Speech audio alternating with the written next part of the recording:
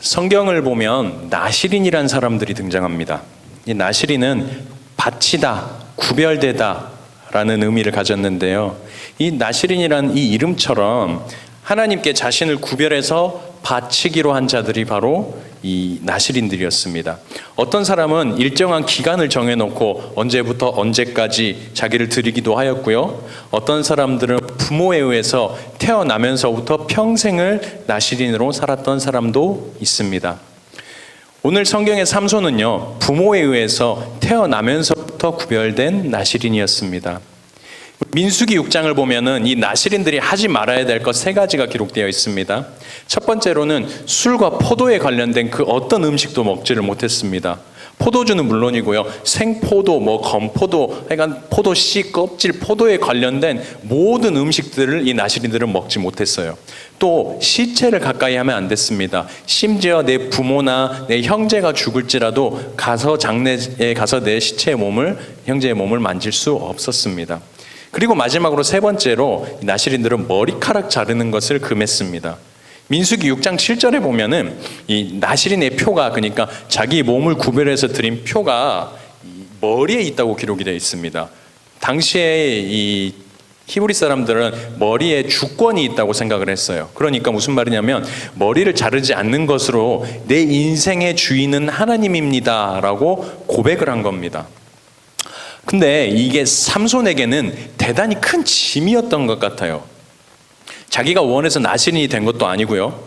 태어나 보니까 부모님이 야, 너는 나실인이야. 하나님의 천사가 와가지고는 너를 통해서 이스라엘 구원한다고 하셨어. 그렇게 얘기하면서 그러니까는 너는 시체도 가까이 하면 안 되고 아무 여자나 만나면 안 되고 술도 먹으면 안 되고 포도도 먹으면 안 되고 미용실 가서 머리 자르는 것도 안 되고 이것도 안 되고 저것도 안 되고 안 되고 계속 안 되는 것만 이 삼손에게 주입을 해서 키웠을 거예요, 아마.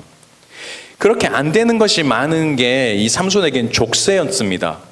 그리고 우리 성경을 읽다 보면 이 삼손이 대단히 잘났음을, 그러니까 안 되는 게 너무 많은 채로 살기에는 너무 하고 싶은 게 많았던 사람이었던 걸 알 수가 있어요.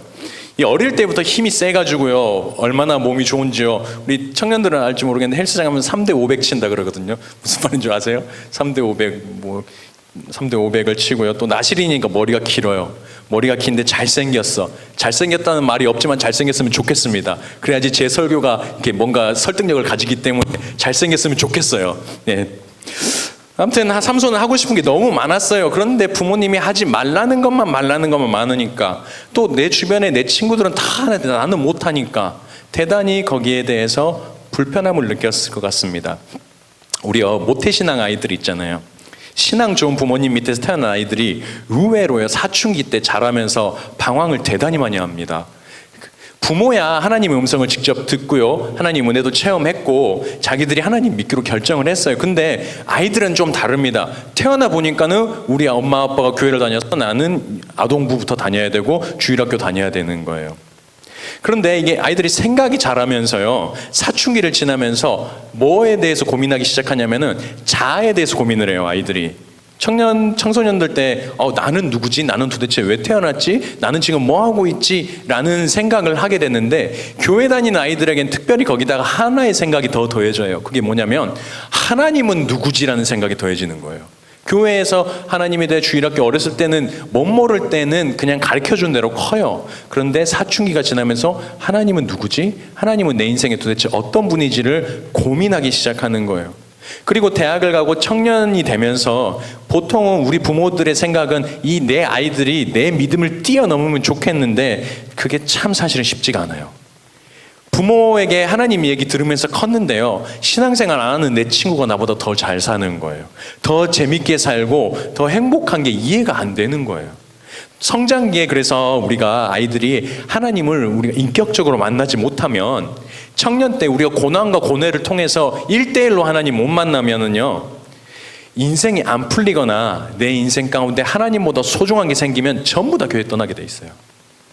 그래서 우리가 아이들 때, 청년 때 주님을 경험하지 못하면 주님께 돌아와서 주님의 사람으로 붙들려서 쓰이는 게 참으로 어렵습니다.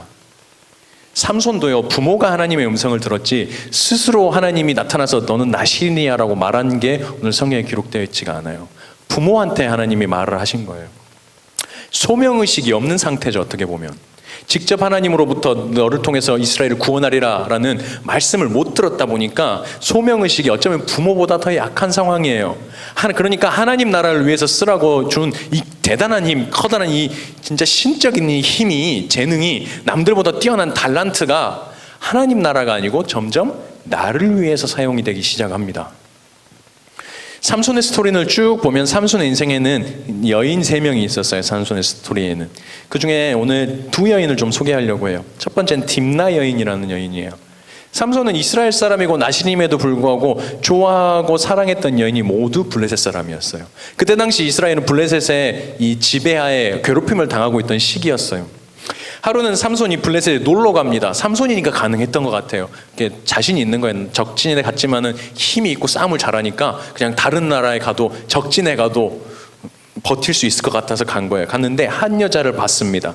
반해서 돌아옵니다. 아버지에게 말해요. 사사기 14장 3절에 이렇게 기록이 되어 있는데요.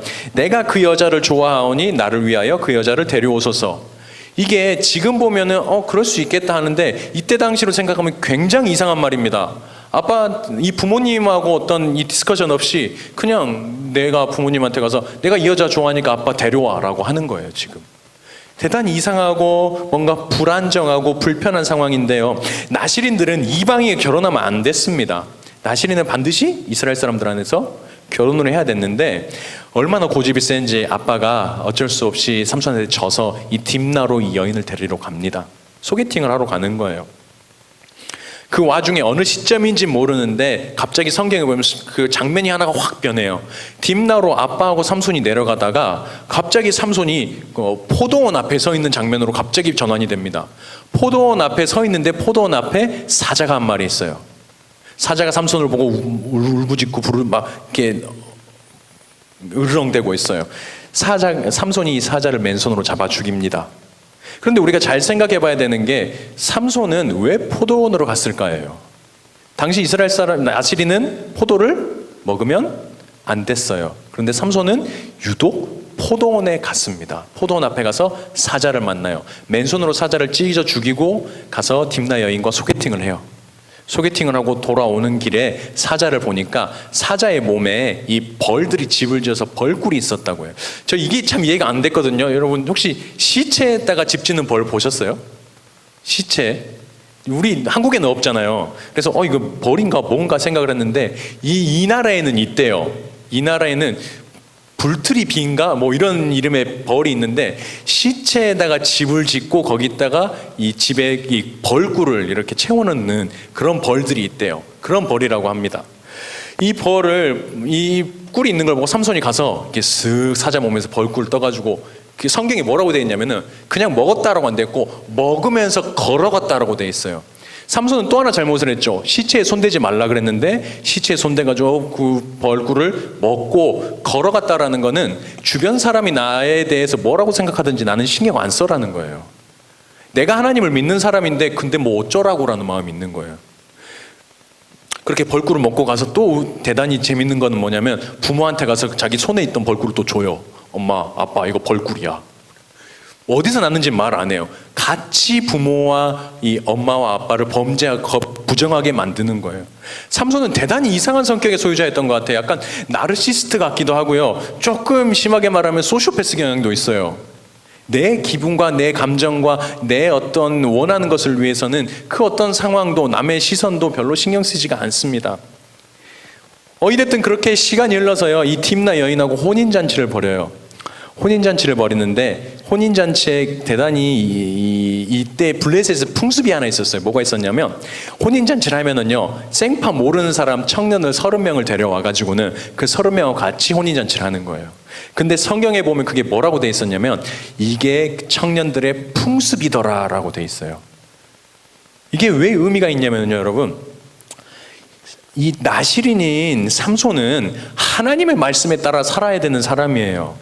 그런데 지금 이 삼손이 하고 있는 건 뭐냐면 그때 당시 블레셋 사람들의 풍습에 따라서 지금 혼인잔치를 하고 있는 거예요. 우리 그리스도인들 청년들 얼마나 많은지 몰라요. 하나님 말씀에 대해서는 별로 신경 안 쓰고 하나님 뭐라 그러는지는 자꾸 재보고 좀 한 걸음 물러나고 하는데 되게 뭐 트렌디한 것들 SNS 같은 데 보면 기독교인인데 그런 트렌디한 것들 다 지켜나가서 사는 사람들 얼마나 많은지 몰라요.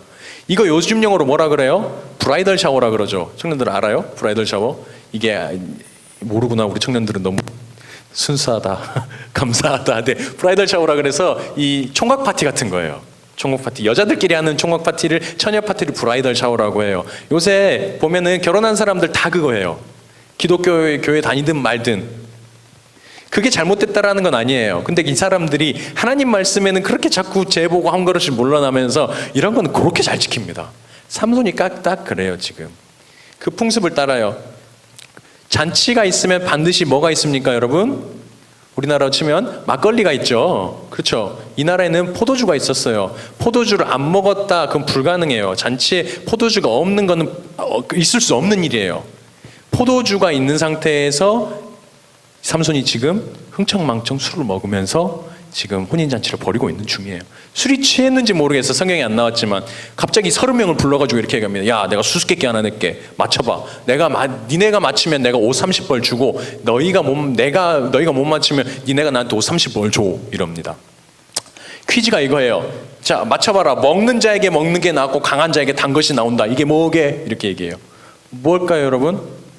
방금 삼손이 잡아주겠던 사자의 먹는 자, 사자가 먹는 자한테 먹는 게 꿀이 나왔다는 거예요. 강한 자한테.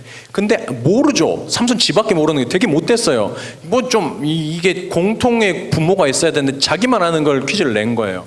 근데 이 30명이 잔치 왔다가 자기 옷 잃어버리려니까는 화가 난 거예요. 삼손 아내를 붙잡아서 얘기합니다. 야, 가서 삼손한테 말해서 그 답 알아와. 안 알아오면 너하고 너희 아버지 집 내가 불살릴 거야 우리가. 그래서 아내가 삼손을 며칠을 쫓아다닙니다. 성경에는 7일째에 삼손한테 답을 얻어내요. 삼손이 부모한테도 말 안 했는데 너한테 말해줄게 말합니다. 그게 뭐냐면 사자 몸에서 나온 꿀이야. 대단하지? 그런데 이 아내가 말을 해주는 거예요. 30명한테. 그래서 이 30명 삼손이 가서 야 이제 맞춰봐 했더니 30명이 뭐라고 하냐면 그건 바로 사자 몸에서 나온 꿀이야 라고 얘기하는 거예요. 삼손이 이거 어떻게 알았지? 라고 했는데 보니까 자기 아내한테만 말을 했던 거예요. 삼손이 화가 나서 그 다음 하는 행동이요. 여러분 이거 아셨는지 모르겠어요. 대단히 이상한 행동을 합니다. 이 30명이 살고 있던 이 사람의 고향으로 가가지고요. 다른 30명을 때려 죽여요. 그래서 30명 옷을 벗깁니다. 옷을 벗겨가지고는 그 30명한테 줘요. 성경에 그 기록이 되어 있어요. 여러분 잘 모르셨죠? 깊게 안 봐가지고. 저도 이게 말씀 준비하면서 봤어요. 대단히 이상한 짓을 하는 거예요. 30명 고향에 가가지고 때려 죽여요. 그 다음에 자기 아내는 어떻게 하냐면 장인 집으로 보내버려요. 나 이제 너 안 볼 거야.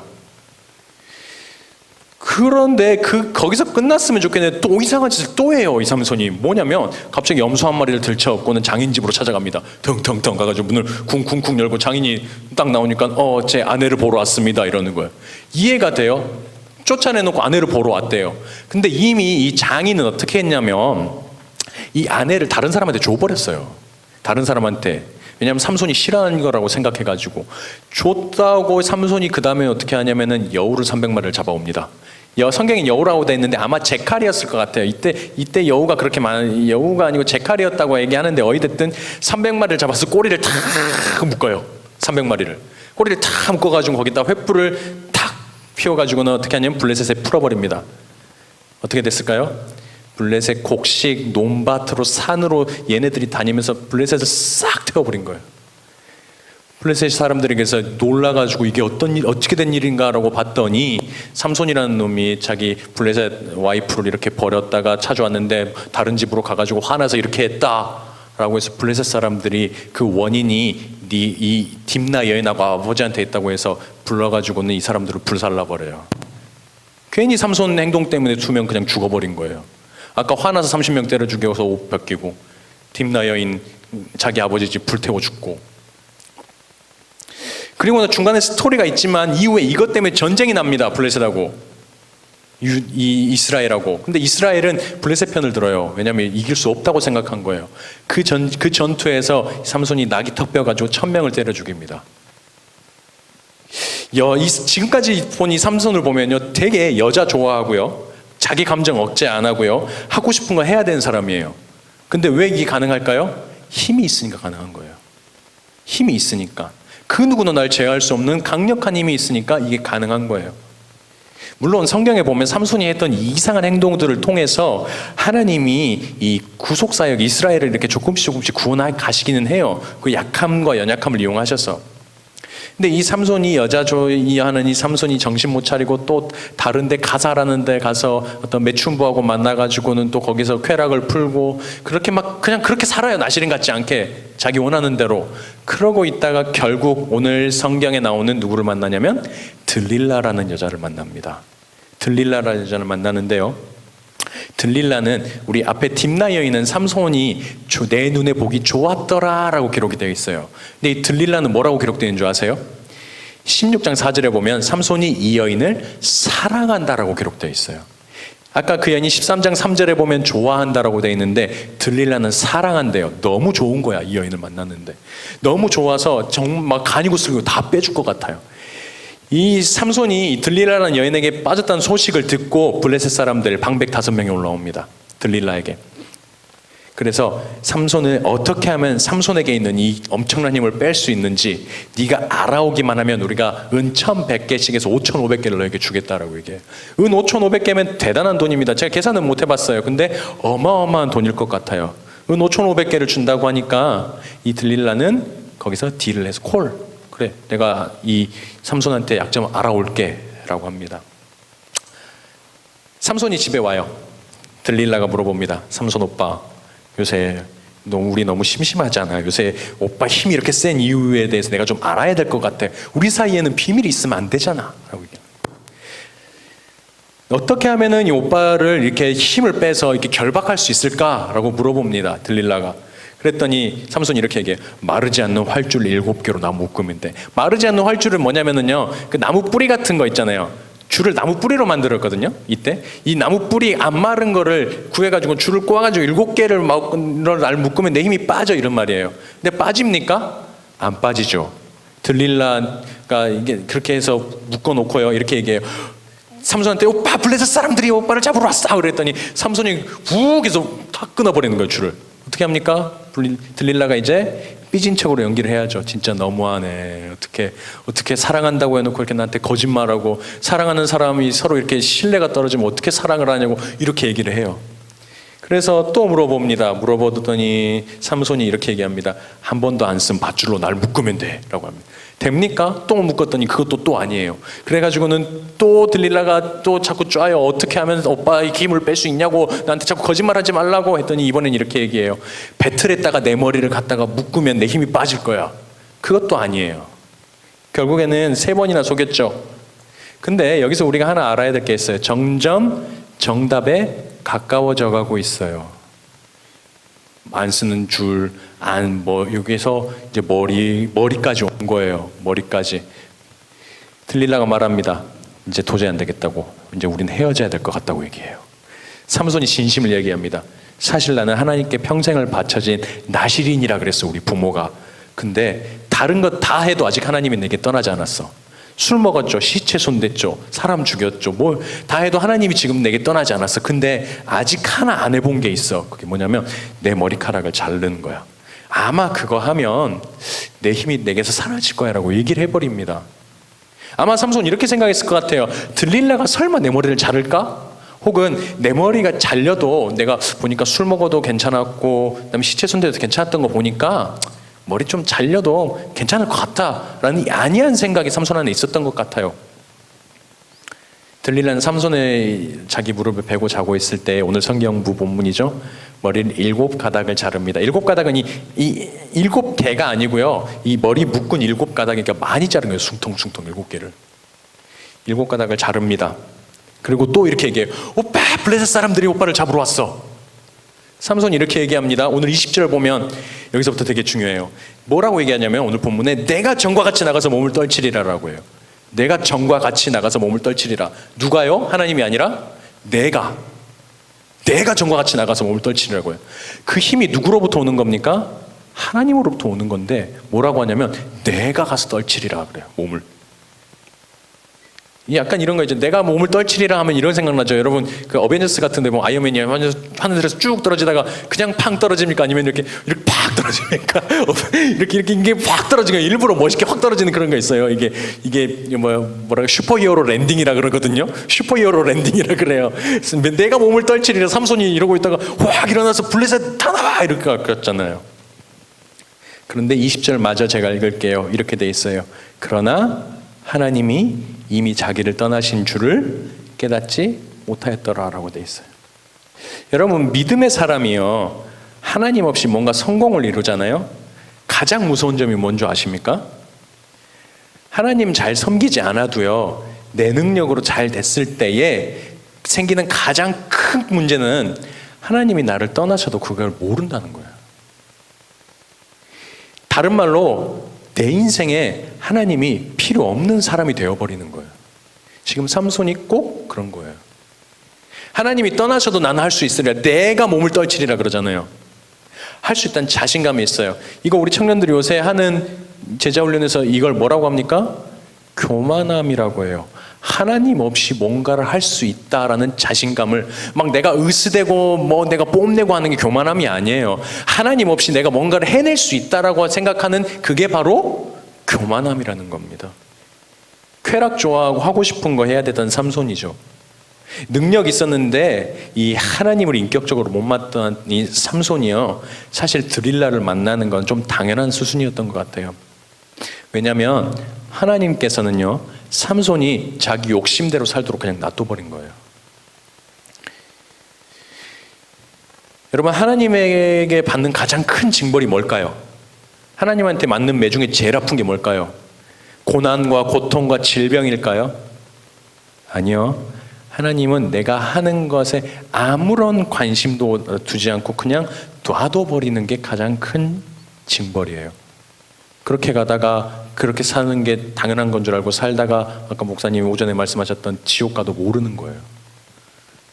내가 하나님 앞에 고난받아가지고는 건강 잃어버리고 돈 잃어버리고 사람 잃어버릴 때에 아 하나님 내가 이거 잘못했군요 하고 돌아오면 되는데 하나님 그냥 놔둬버리면 이제 소망이 없는 거라고요. 근데 지금 삼손이 그 위기에 처해 있는 겁니다. 왜? 내 힘이 너무 강했기 때문에. 결국 삼손이요 블레셋 사람들한테 잡힙니다. 어떻게 됩니까? 눈이 뽑혀요. 그리고 블레셋 감옥에서 짐승이 소가 돌리던 맷돌을 돌려요. 맷돌을 돌리면서 이렇게 쇠사슬에 매어가지고는 매일매일 똑같은 자리를 돌기 시작을 합니다. 짐승이 된 거예요. 혼자 힘으로 사자도 죽이고요. 여우 300마리 붙들어가지고 꼬리에 불 붙이고요. 나귀 턱뼈로 1000명 제압했던 이 전사가 대단한 능력의 소유자가 맷돌 돌리는 소만 또 못하게 돼버렸다고요. 삼손이요 자기 눈에 보이는 대로만 좋은 대로 살았죠. 그래서 눈이 뽑힌 채로 진짜 영적인 눈이 가려진 채로 아무것도 보지 못한 사람이 되어버렸어요. 강한 팔과 다리로 육신이 이끈 대로 살다가요 쇠사슬에 묶여버린 거예요. 하나님의 주권을 상징하던 이 풍성한 머리가요 모두 밀려가지고 조롱의 대상이 되어버립니다. 이 잘 나가던 삼손에게 아무런 소망도 없어요. 이제 사실은 이제 끝났잖아요. 이 정도면은 끝난 거예요. 그리고 내가 하나님이라면 제가 하나님이라면 더 이상 삼손에게 주고 싶은 은혜가 없을 것 같아요. 그렇게 많이 주고 그렇게 많이 너에게 은혜를 베풀었건만 결국에는 끝은 이거구나라고 그냥 삼손을 포기했을 것 같아요. 그런데요 오늘 읽은 본문 중에 이 삼손에게 주님의 은혜가 끝이 없다는 부분을 나타내는 구절이 한 구절 있습니다. 16장 22절을 보면은요 이렇게 되어 있어요. 그의 머리털이 밀린 후에 어떻게 해요? 다시 자라기 시작하더라고 되어 있어요.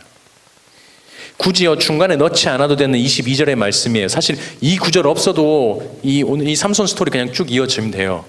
그런데 굳이 하나님이 이 부분에다가 다시 머리털이 자라기 시작했다라는 걸 넣는 그 이유는 무엇일까요?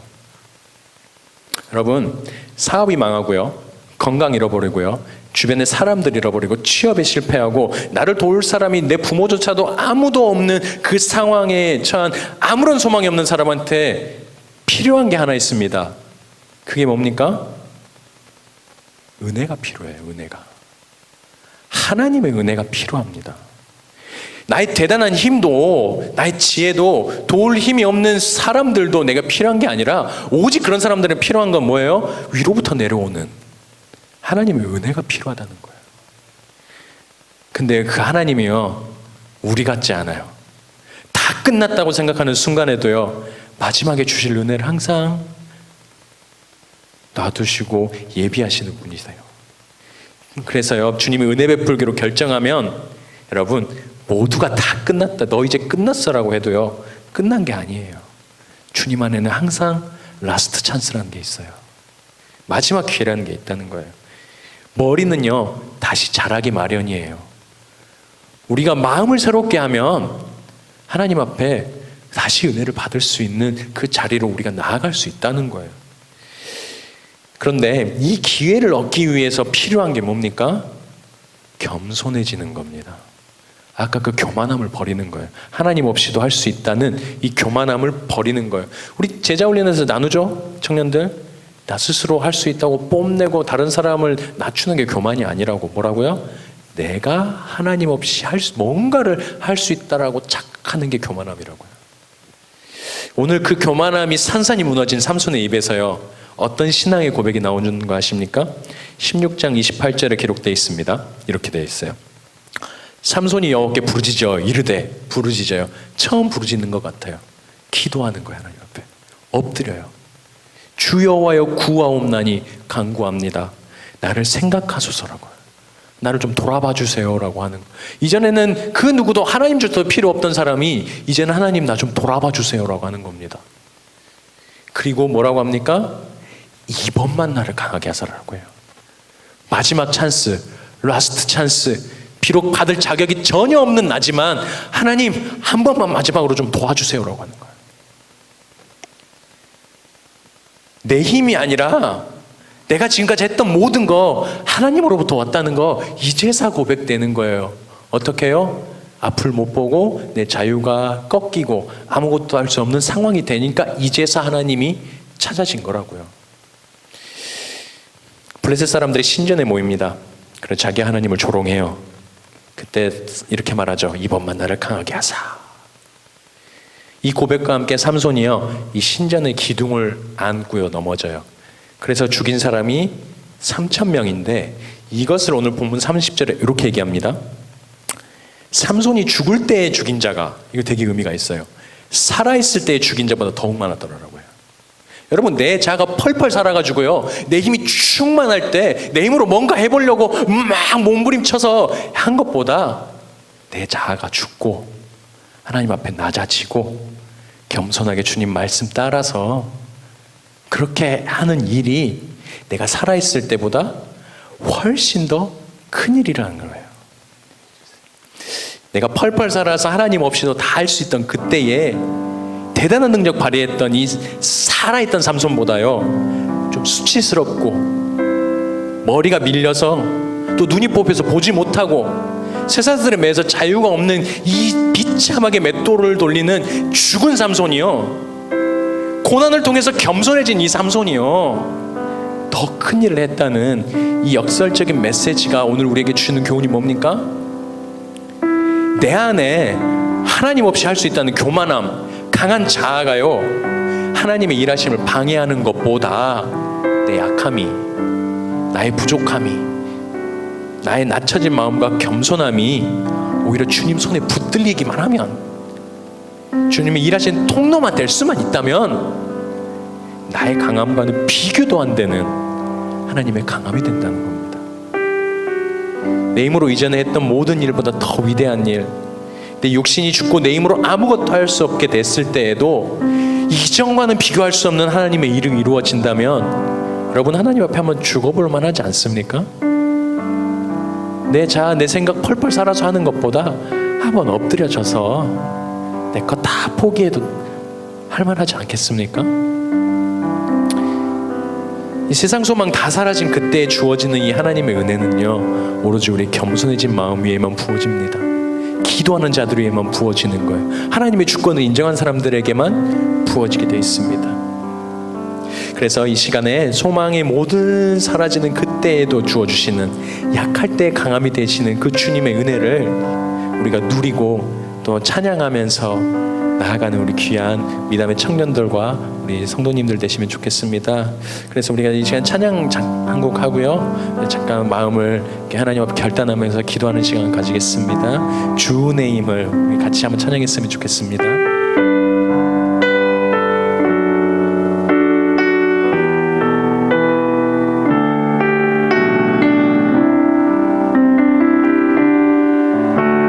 같이 고백할까요? 주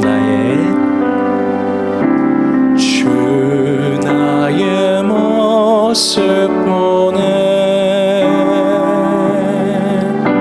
상한 나의 마음 보시네. 주 나의 눈물 안에 홀로 울던 마음 아시네. 주 사랑 내게 있네. 주 사랑 내게 있네. 그 사랑이 날 채우네. 주 내게 있네. 그네로 날 세우. 세상 소망 다 사라져가도, 세상 소망 다 사라져가도 주의 사랑은 끝이 없으니, 살아가는 이 모든 순간이 주의 힘을. 우리 한 번 더 고백할까요? 세상 소망 다 사라져가도, 세상 소망 다 사라져가 오직 주의 사랑은, 주의 사랑은 끝이 없으니, 살아가는 이 모든 순간이 주. 우리가 이 시간에 오늘 말씀을 붙잡고 하나님 약할 때 강함이 되시는 주님, 우리의 모든 은혜를 모으시는 주님 붙들면서, 하나님 우리가 이 시간 주님의 믿음을 향해서, 하나님 나의 강함이 아니라 주님의 약한, 주님이 주시는 그 약함을 의지해서 그 강함으로 올라설 수 있도록 해달라고 주여 한번 간절히 부르짖으며 기도하며 나아갑니다. 주여, 하나님 오늘 우리가 하나님 말씀 속에서 하나님 나의 강함이 아니라 내 펄펄 살아서 내 힘으로 해보자고 했던 몸부림쳤던 과거에서 벗어나 오직 주님이 주시는 겸손함에서, 하나님 주님이 하시는 그 말씀을 의지해서 주님 겸손한 마음으로 주님 앞에 나아갈 수 있는 우리 귀한 청년들과 하나님 우리 귀한 모든 미남이 시대될 수 있도록 하나님 은혜 베풀어 주시옵소서. 오직 우리의 삶 가운데에 주의 은혜만이, 하나님 주님의 은혜만이 필요함을 고백하오니, 하나님 우리가 주님 주의 은혜가 필요합니다. 하나님 우리가 주님께서 주시는 남겨놓은 그 은혜가 필요합니다. 우리의 삶 가운데에 하나님의 은혜를 부어주시고 온전히 우리를 주님 겸손한 자로 세워주시옵소서. 기도하겠습니다. 사랑의 주님, 내가 펄펄 살아서 내 힘으로 뭔가를 해보려고 몸부림쳤던 이전의 시간들을 모두 내려놓고, 하나님 주님께서 주시는 그 평안함과 안정감 속에서 겸손하게 주님의 말씀을 향해 나아갑니다. 하나님 나의 약함은 주님의 강함이 됩니다. 하나님 우리의 연약함을 통해서 또한 오히려 강하게 사용하시는 그 주님의 말씀 붙들고 먼저 주님 아니면 안 된다는 그 각오를 가지고 우리 청년들, 하나님 우리 교회 모든 성도님들이 믿음의 경주를 해나갈 수 있도록 인도하여 주시옵소서. 오늘도 우리 함께 하신 주님 찬양합니다. 거룩하신 예수님의 이름으로 기도합니다. 아멘.